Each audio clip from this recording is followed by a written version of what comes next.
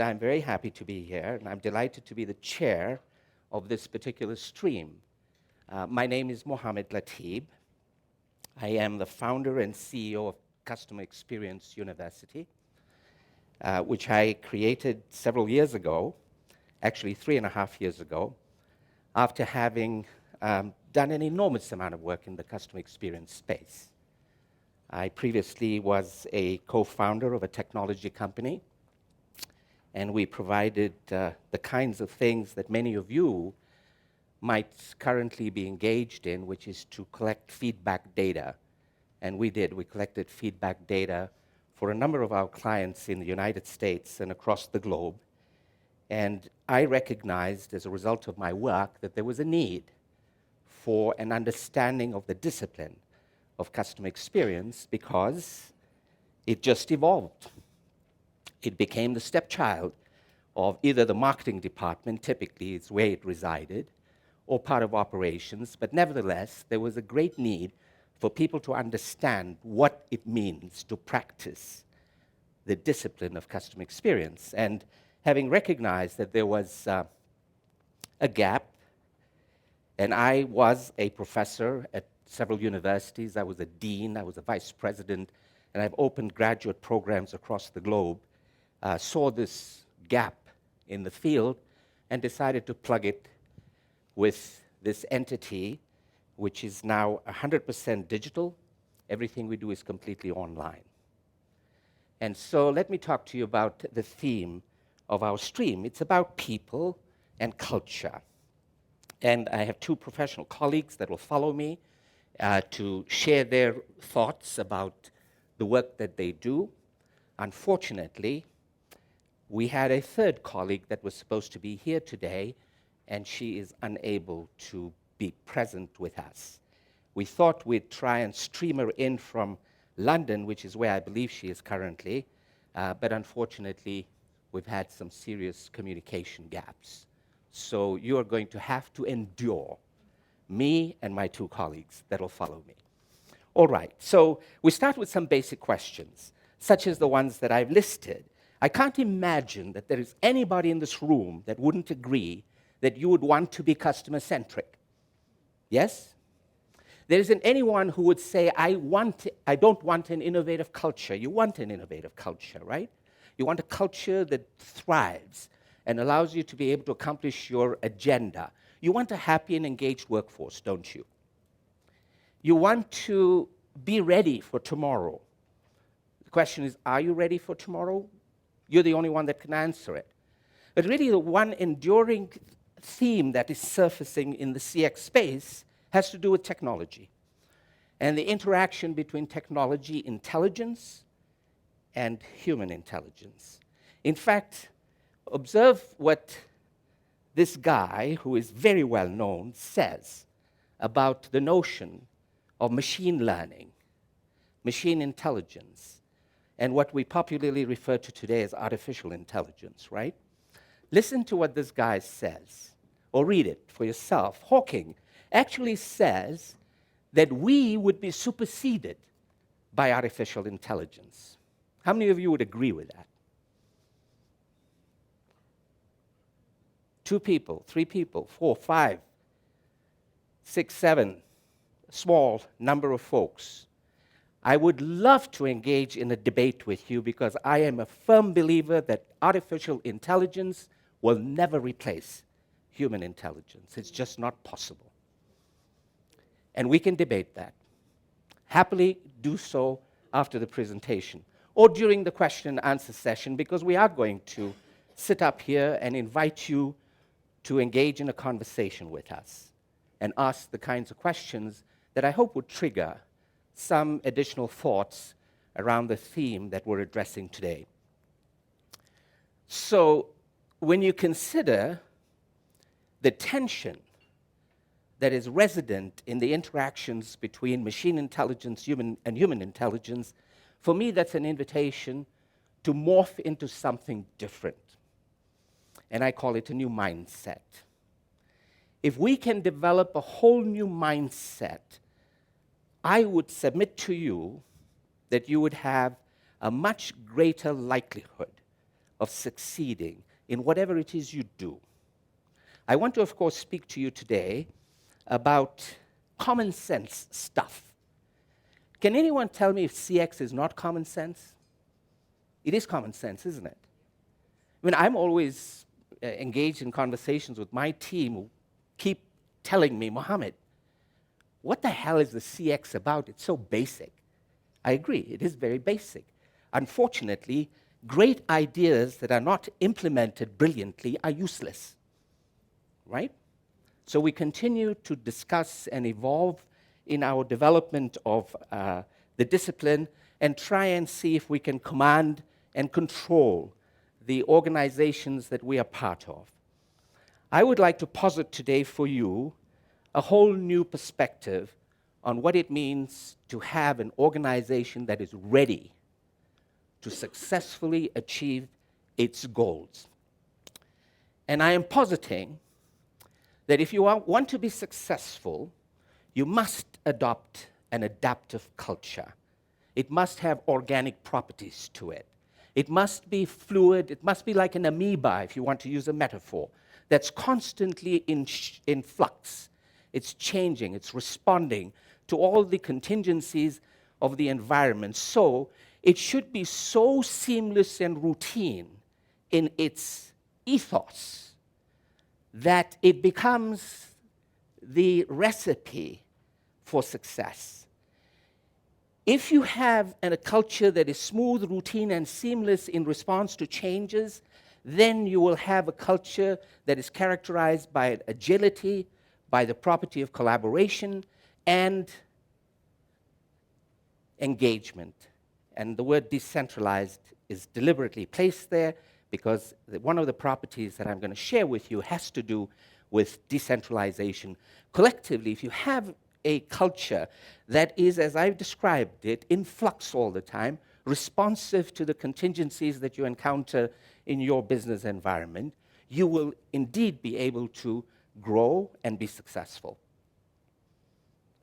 So, let's look at what I call common sense attributes. Common sense attributes of an adaptive culture. And there are 5 of them that I'm going to share with you today. And I will discuss each of them with you and give you examples to support the concept with companies that have actually adopted these very common sense principles. So, the first one is learning by doing. You know, this is so close to us. Think about yourself as a human person. How did you grow up? You learned, didn't you? You learned by doing all the time. Would you agree? You always did things, you learned from things, and there's nothing new about learning by doing. This, by the way, folks, is formalized today in the discipline of design thinking. What is design thinking if not learning by doing? Because design thinking invites you to engage without any fear, to fail with innovative ideas, and then be able to produce the outcomes that come from those ideas. So learning by doing is not new. We have, look around you, look at our infrastructure, look at everything we've built. There is an open invitation always to experiment when you're learning by doing.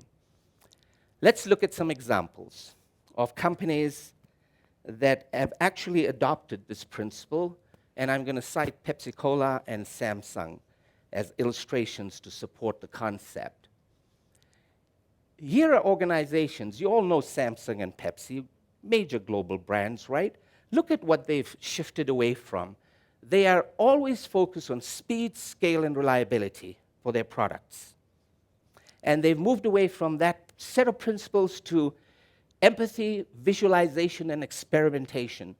Samsung did some interesting ethnographic studies walking into people's homes. Let's see what you do, right? This is the customer's perspective, which is what CX is all about, isn't it? Let's try and understand our customers. And so they did ethnographic studies, and what they discovered was that the TVs they sold was more often off than it was on. Now, isn't that an interesting functional reality? Isn't that an interesting engagement with a product that you've purchased? It's more off than it is on. And what they found observing families in their home settings is that it wasn't the TV that was important, it was the piece of furniture that it represented.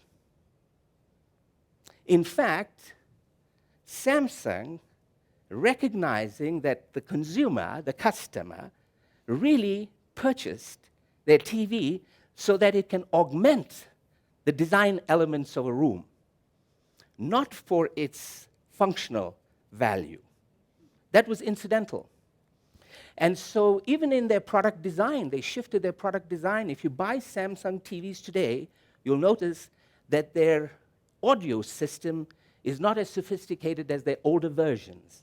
And the reason for that is because they also recognize that as part of the furniture infrastructure, people tended to augment the sound system with external speakers. And so they were able to find more space in the physical product to replace very sophisticated audio systems with other kinds of product features that were important to the customer, most of it around design as a furniture piece. Pepsi-Cola did the same thing. In fact, Indra Nooni, who's the CEO of Pepsi, would walk around in the aisles of supermarkets and saw how disheveled the Pepsi brand was viewed. She viewed it, and she, in fact, asked all of her executives in the Mahogany Suite to walk through supermarkets and take photographs of how their Pepsi products were displayed. And she reported, interestingly, is that most, if not all, of her direct reports in the Mahogany Suite asked their spouses to go take the photographs. And when they all came back with the photographs, she said, "This is like putting lipstick on a pig's face. We don't need this nonsense. Let's go out and think about how we're going to transform our organization." So they brought in design experts that came in and with the purpose of really help us understand what our customers really want.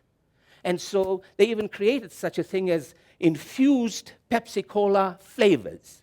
So if you went to a Pepsi-Cola vending machine, you now were interacting with a piece of technology that invited you to provide whatever flavors were particular to you. And if you had in any way engaged with that machine through some kind of an ID, your card, your credit card, or whatever it is that you used to pay, and if they recorded it, and you came back at any time to a vending machine, it would remind you, "Mohamed, the last time you did this, or you purchased this." So now they have personalized my purchase of Pepsi to my taste, which is pretty cool, isn't it? The point of all of this is that if you do not have a culture where you are willing to experiment and fail, you're going to find yourself stuck in the mud. Let's talk about attribute number 2 of an adaptive culture. One that has already been referenced this morning. In fact, I saw Brian's presentation, and he's got a couple of slides that I'd like to steal from him. And I suspect he might steal one of mine that I'm going to share with you in just a moment. Look at the statistics. This is a 2019 study that was done by an organization in the United States called the Business Solver. Look at that data. I'm not going to read it to you. Look at it. There's an overwhelming agreement among senior executives that the phenomena of empathy, this thing we have here called the heart, is a crucial, absolutely crucial component of a culture that would allow you to innovate and allow you to be able to respond with success. Now, empathy. In fact, I wrote a paper and published a paper a couple of months ago, and I've made the argument that it is a core capability of every organization. You cannot be in the customer experience discipline, space, or practice if you do not lead with the heart. It's very simple. In fact, if I asked you right now to offer me a definition of what customer experience is, it's pretty straightforward. There are three things that allow us to understand the concept of customer experience. And that simply is this. Can I touch your heart so that I can make you feel a certain way? If I can touch your heart and make you feel a certain way, would I therefore not influence how you think? So we got the heart and we have the head. And the third component is behavior. If I feel a certain way and I think a certain way, the congruence between those two aspects is reflected in how I behave, the hand. So we call it the heart, the head, and the hand. In combination, that creates engagement. How do you create engagement with customers? Think about those three properties. How do you develop an engaged and happy workforce? Think about the same three properties, because we are the same human beings, whether we are employees or we are customers. Would you agree? So we have ways to develop a system recognizing the power of empathy, without which we really cannot understand our customers. And I want you to remember those two guys. Those two guys you will recall from Brian's discussion earlier. Just remember those two little people. Think of them as your kids, and they will come back to us in just a moment.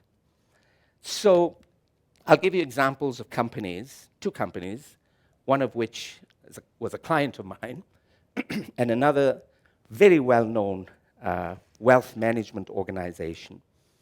The Vanguard Group probably is one of the largest private managers of money. And so my spouse dies. I know that my spouse had money with the Vanguard Group. So now I want to go and claim my inheritance. So what do? I walk into the Vanguard Group and I speak to an accountant at the Vanguard Group, and she tells me everything I need to know about my money.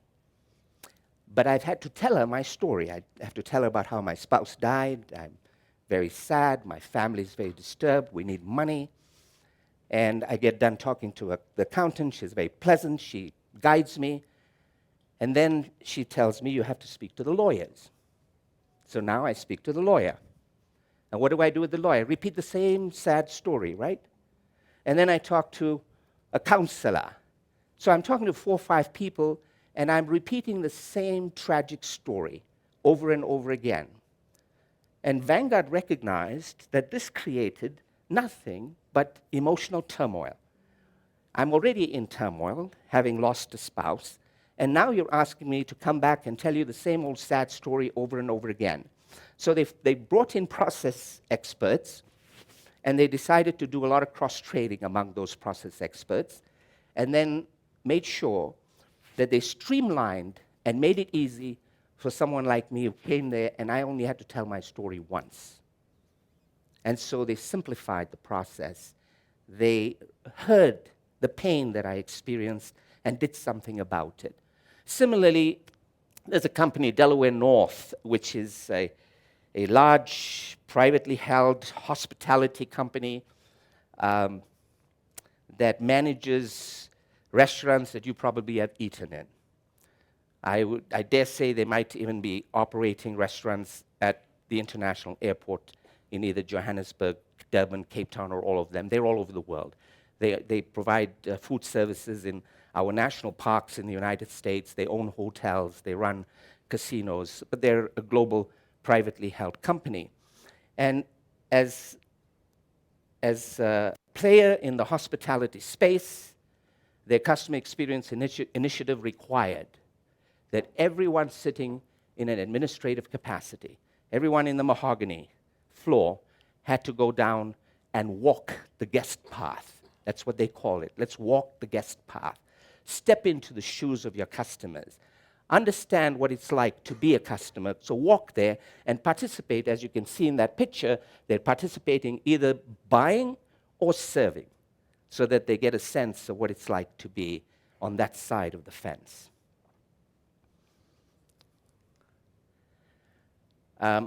Brian earlier this morning told you about this magnificent technology that was developed, right? The fantastic MRI. And he also told you, think about your 5-year-old, 6-year-old child who's been diagnosed with brain cancer and needs a brain scan and is awfully, awfully upset. You are upset. Family members are traumatized by a child who's got a serious disease. And that child doesn't want to get into that tunnel, except when they looked at the world from the child's perspective. Now it is in Disney, chirping sounds of birds, rustling of leaves, water streaming. These are all sound effects plus the visual effects. That's empathy at its best. Now, those two kids, your 6-year-old, what's the likelihood would walk into that tunnel with little less discomfort? Can you possibly conduct any kind of CX business without empathic capacity?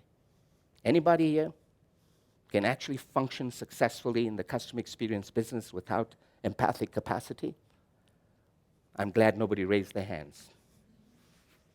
I didn't bring my silver bullet, so you're okay. How about this one?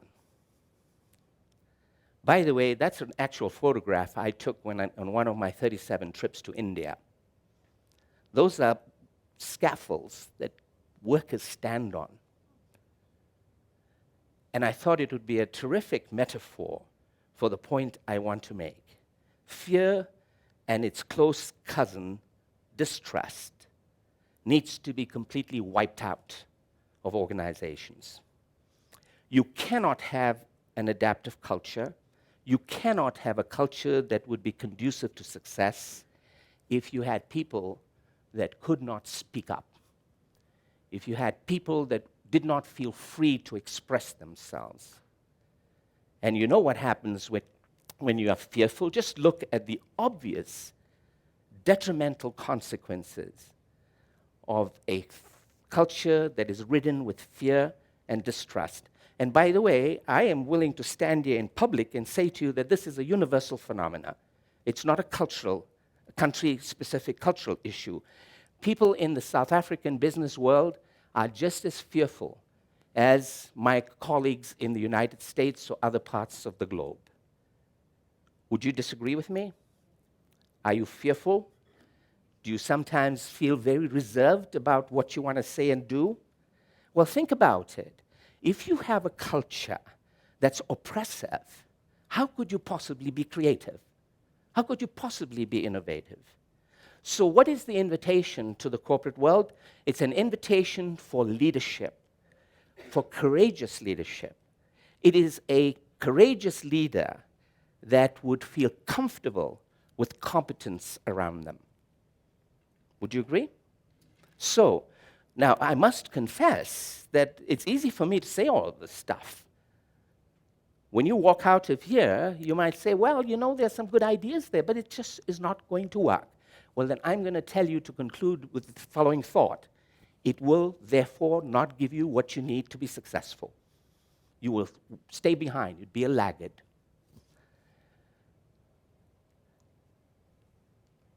These companies recognized very quickly that a culture of fear and distrust is an impediment to innovative thinking. It's an impediment to engagement of employees. It therefore is an impediment to the delivery of the promised experience. Agree? Frankly, if you don't have an engaged workforce, forget it. No amount of CX knowledge or CX practice is going to help you if you don't have people who are going to deliver it. So you need people to be able to deliver it. And these customers, AT&T, for example, as Brian said, one of the largest telecom companies in the United States, has created a culture of communication. So everyone should be talking to each other. Google, which is such a well-known entity, innovative in many respects, actually conducted an internal study, and they said, we need to create psychological safety. We must make our workplace safe. And by the way, Google is an innovative company, and yet they are talking about creating psychological safety. If you look at many of the Google products that we use, Gmail, for example, or What's the mapping service they have? Say that again? Google Maps, I'm sorry. Look how simple is that. Where do you think they came from? They came from skunkwork activity. Do you know how these new Google products developed? They developed when Google said, as a matter of policy, if you want 20% of your work time to do whatever you want, do it. That's where we got Google Maps. That's where we got Gmail. It was through skunkwork. In other words, they allowed people to have some autonomy and to feel safe. CarMax is one of our largest car retail companies in the United States, and NASA, you've all have heard of NASA. They have deliberately instituted flexible work hours. They recognize the powerful relationship between work and non-work life. They recognize that you are a human being that leaves, and you are a human being that enters work every day. We are going to give you the latitude to do things on your own. Is there anybody in this room that does not enjoy autonomy? I already have you all agreeing with me. Wow, this is terrific. There's no debate here. We all love autonomy. And we recognize, and by the way, autonomy, let me just make a tangential comment. Any of you read a book called Drive? It's by Daniel Pink. If you want a good weekend reading, try Daniel Pink's book, Drive, in which he discusses motivation 3.0 models. And he argues that one of the key ingredients to get people energized around whatever it is you want them to do, give them the latitude to be human. Let them think on their own. Give them space, don't oppress them. And so you might enjoy Daniel Pink's book. This one can be a little bit of fun. In fact, I'm going to ask you to have some fun with this one. This is an attribute that is close to my heart because I've experienced profoundly useless policies and procedures in organizations. I've found so many in the work I've done with major corporations around the world. So many useless policies and procedures. You know, organizations have their own personalities, right? And organizations tend to respond on the basis of history, past routines. So what happens is, we did it in the past, so we'll do it today. And when you are locked into policies and procedures, you end up becoming a rather compliant human being. And so you automatically begin to observe a culture of compliance. A culture of compliance is tell me what to do, don't ask me to think. Just tell me what to do and I'll do it. And I'll do it well, for which I'm going to get paid. But is that what you want to work for? Don't you want to work to experience some real inner gratification so that you can actually be recognized? And you know, when you are subservient to policies and procedures, it engenders mediocrity. The one that I like the most, many years ago, I was doing senior executive development work for a company that was based in Montreal called Dominion Textiles. And I had designed a program to take 200 of their C-level suite occupants across the globe through a whole leadership strategic thinking program. And in one of the sessions, not unlike this, I was sharing some observations, and one of the senior vice presidents stood up and said, "But that's not the way King did it."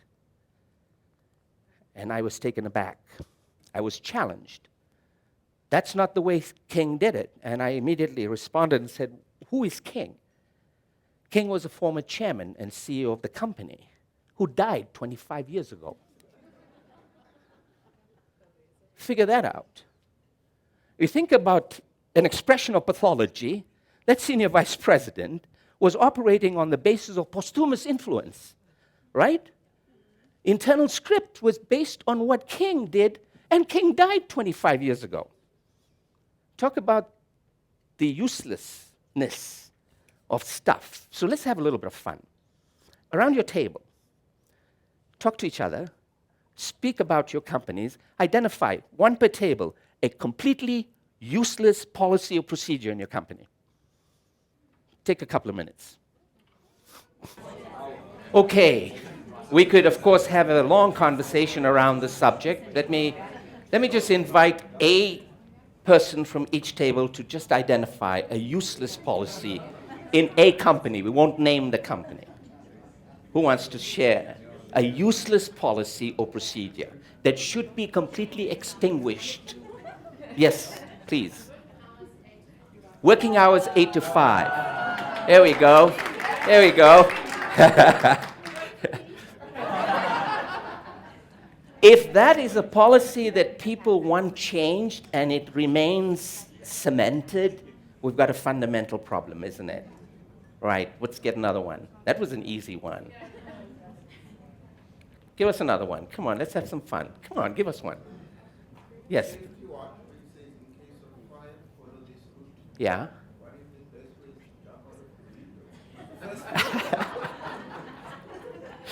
I'm not sure about how useless that policy is. You don't have to go down the steps, jump out the window. I'm not sure. Anyone else? I'll give you examples. Yes, sir. Endless meetings and steer codes. Say that again. Endless meetings and steer codes. Endless meetings, right? Meetings for the sake of meeting? Oh God, how useless are those? Oh, meetings to plan. All right, let's accept that. I buy that. Anyone else? Yes, ma'am. Well, that's not a policy, but some of these things like sending an email to the person sitting next. So say that again. There's this thing of cover your back, so Oh yeah, yeah. you hear, and you just ask, but just because I want to say later, then there's no trust. So you send an email to someone sitting right next to you instead of going there and talking to them. But is that a policy issue or is that? Yeah. Okay, very good. Let me give you some examples. You're right, and we could have a lot of fun talking about policies, but it's a serious matter. Policies and procedures that are outdated and useless ought to be just removed. Easier said than done, I admit. However, let's look at some examples. Mattel Corporation comes to my mind. I was doing work with another client that's listed here. I'll talk about the company in just a moment. One of the senior executives said, we have sacred cows in our organizations. And you know what sacred cows are. You don't touch them, right? Those are all the useless policies and procedures. We dare not even talk about them. That's how bad it is at this company. Charter Communications is a large provider of telecom equipment, and the guy that was hired to come in and help transform the culture of the organization around the customer found it very difficult to be able to respond to customer needs because of a fabulously useless policy that everyone complied with, and it was this. They provided all the technology, but the policy was that none of the technicians that went to deliver the technology could touch another party's router, which became very important for finishing the job. The company policy says, do not touch third-party routers. So these guys would go in, they'd deliver the equipment, the best equipment you could get, and they would not make that bridge and leave. Customers obviously were complaining, right? What is this? And employees went back and said, look, we can do this. It's only 5 or 10 minutes more of our time to just connect the equipment. They finally changed the policy. Something as simple as do not touch someone else's router, it's against company policy, had to be revamped, allowing us, therefore, to be able to respond to our customers. What was interesting, paradoxically, is that everyone did what they did, and it sort of reinforced the culture of compliance because those people that sold the equipment were very happy, they got their commissions. The legal department was very happy because we have no liability when we touch someone else's equipment, right? So everyone was sort of happy about this and reinforcing the uselessness of this policy. I was working for Swift Textiles, which is that corner right down here in the left corner. And I was facilitating a strategy discussion around rationalizing R&D expenses. many companies have R&D departments. I am not kidding you. We were talking about how do you rationalize your R&D investments so that you're much more efficient and much more effective by galvanizing everything into one pool. We discovered that right across the street, those two buildings, right across the street, the R&D department was doing the same R&D work that their counterparts were doing in the other building. Talk about wastage of resources, right? By the time we got done with this whole process, Swift Textiles put $30 million a year back into the treasury by simply saying, we're not going to reinvent the wheel. Let's communicate and understand. Best example I can give you of a company that said, we are done with useless policies and procedures is a high-end business furniture manufacturer called the Knoll Group. In fact, the CEO of the Knoll Group was in an acquisition mode and had acquired many different companies, so naturally they needed to be integrated, right? And the integration was very challenging. And he actually wrote a book called The Legend of the Perfect Workplace. Actually wrote a book in conjunction with the anthropologist consultant that came in and helped them write the parable. And the idea around the parable was to go on moose hunts. They called these useless policies and procedures moose. And so they sat down and they said, let's go hunt them and kill them because they're useless. And so they actually had what are called moose workouts. By the way, those useless policies and procedures you have, consider doing this. This is a tool you can use, but you need to do it carefully. So first you've got to find a moosa, an executive, who will convene the meeting. And the Musa convenes the meeting and introduces the focal question. What are we going to do about whatever it is that you've identified as useless? Leaves the team after convening the meeting, has the team go through this process and come up with a set of action recommendations, brings the Musa back. Remember, you need authority, right? You need someone to be the champion. You bring the Musa back, and you go and take appropriate action. Let me give you a terrific example of this was not intended for you to read, so don't strain your eyes. I'll tell you what it's about. You've all heard of United Airlines, right? United can't seem to get it right. One of the largest airlines in the world.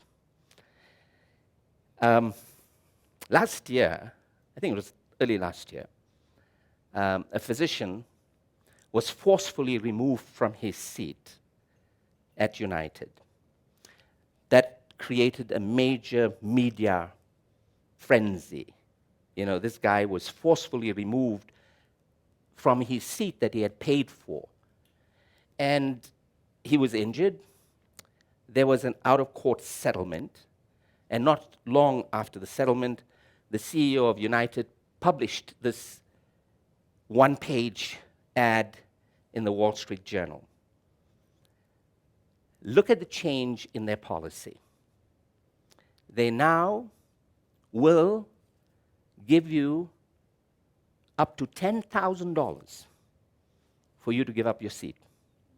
I'd give up my seat every time they won for $10,000. Wouldn't you? They also have now a new policy, no questions asked, baggage loss reimbursement. No questions asked. You come and say, my bag hasn't arrived, it's lost, $1,500 without question. That replaces whatever it is you lost in your bag, assuming your bag is worth $1,500 or less.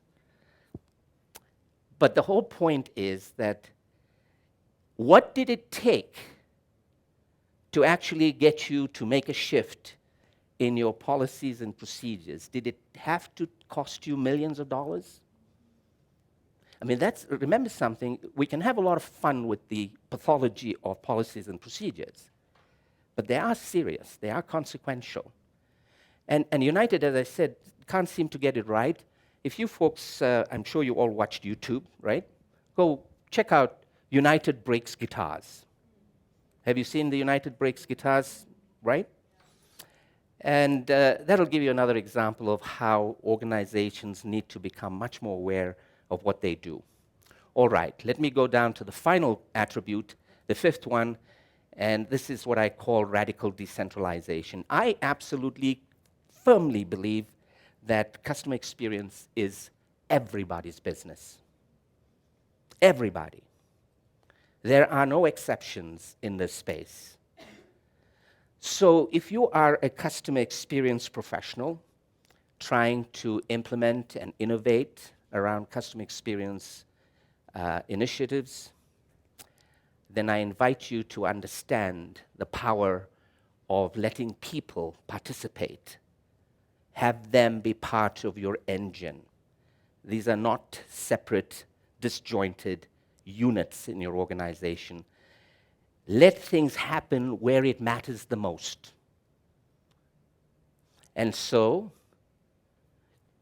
we have found, not we, I'm reporting a study that was just published this year by the conference board, and they did a study on engagement and found, very simply, that if you gave people purpose, if you helped people develop trust amongst the members, if you built the kind of teams that are engaged, recognizing that engagement is not the role of a manager.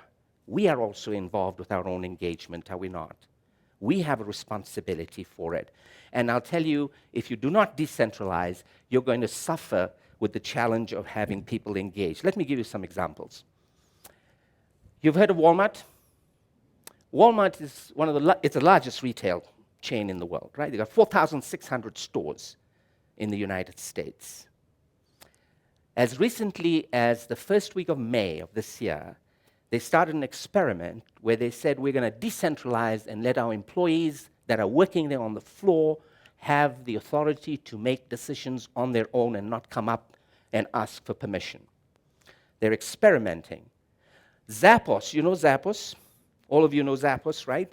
The model in customer experience. They've adopted a whole new organizational structure called holacracy. No hierarchies. Gone. They're operating in a very flat organization, allowing people, therefore, to be able to engage with what they're doing. Apple is terrific at that. If you walked into an Apple store and you got to meet the folks at the Genius Bar, have you noticed that they right there with you? There's no lines to wait upon. You get checked out immediately. And they are even trained, to be able to convey to you, the customer, that you are being treated seriously. They're even trained in subtextual behavior, communications, so that you feel that you are being heard and your pain is felt. They even go to that extent. And I cannot think of a better example than the Ritz-Carlton Hotel. The Ritz-Carlton Hotel's motto is simply this: we are an organization where we have ladies and gentlemen serving ladies and gentlemen. Think about that. Do you know, and don't say I said so, if you are staying at the Ritz-Carlton Hotel, and for any reason you are unhappy with something, and the maid that comes to clean your room observes your unhappiness and it's valid, has the authority to walk down with you as you check out and forgive your bill up to $2,000. No questions asked.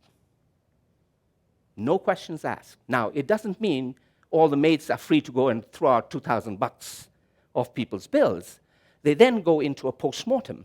They do a complete analysis. They don't challenge the legitimacy of the decision. They want to understand what went wrong that caused you to forgive a client for $2,000. Let's find out what happened that invited this decision.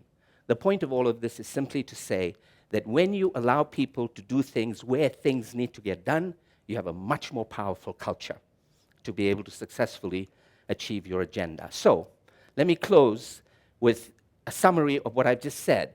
Here are the common sense principles of design thinking, empathy as a core capability, making your work environment psychologically safe, extinguishing useless policies and procedures, and making everyone in the company be responsible for the delivery of experiences.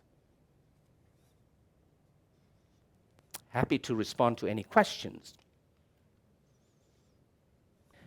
Well, I either have captured your imagination so well. Yes, ma'am. So what I find a lot of time we change and give them the autonomy to do what they're supposed to do. But there's still a fear in the culture and organization. People don't, because they weren't previously allowed to do it, now we give them the autonomy to do that, and they still don't do it. I've seen that in several companies that I've worked with, and the strange thing for me is I'm not sure, it's not something you can fix overnight. It's a whole cultural change that can happen. Is there something specific that you think that could hurry that process along? How much time do you have? Rather, how much money do you have? The answer is, of course, not simple. As I said, this is always easier said than done. Change is a very difficult thing. And then to invite people, actually an invitation for people to think on their own itself is a tremendous challenge. It's like climbing Mount Everest, right? I will tell you that, and I've experienced it.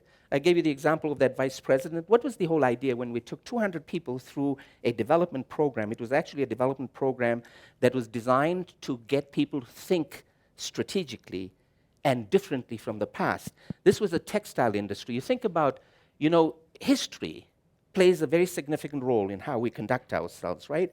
If you look at old industries, textile, steel, these are old industries.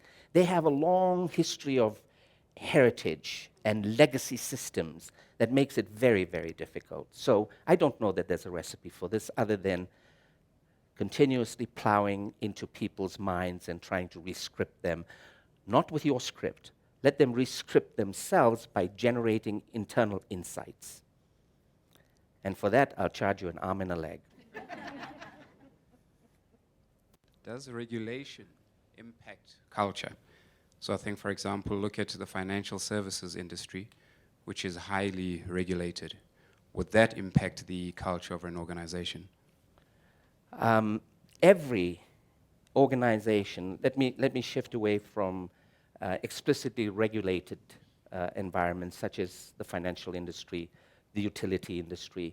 Some of the, and especially monopolies were regulated in the past, right? Until you become privatized. Certainly, we have to adhere to accepted policies and procedures in order to be rational. I mean, the concept of bureaucracy, think about the concept of bureaucracy. The term bureaucracy was coined by Max Weber, the famous German sociologist.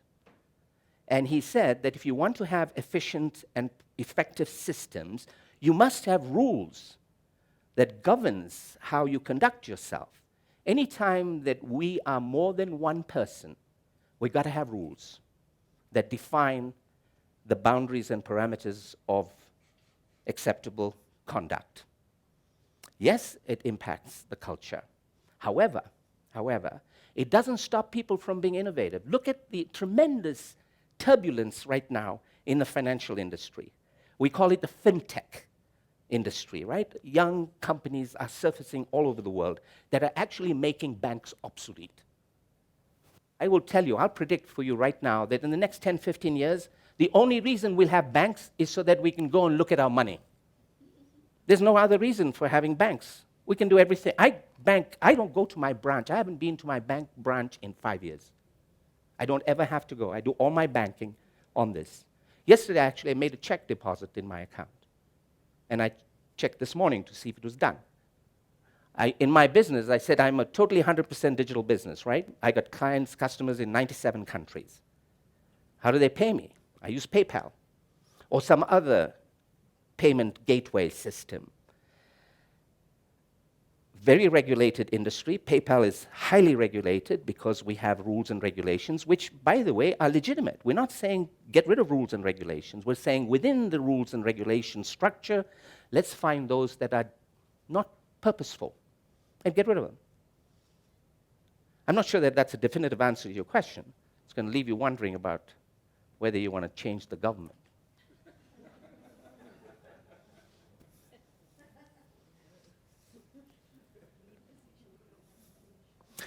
Well, thank you very much for your time. I appreciate your being here this morning.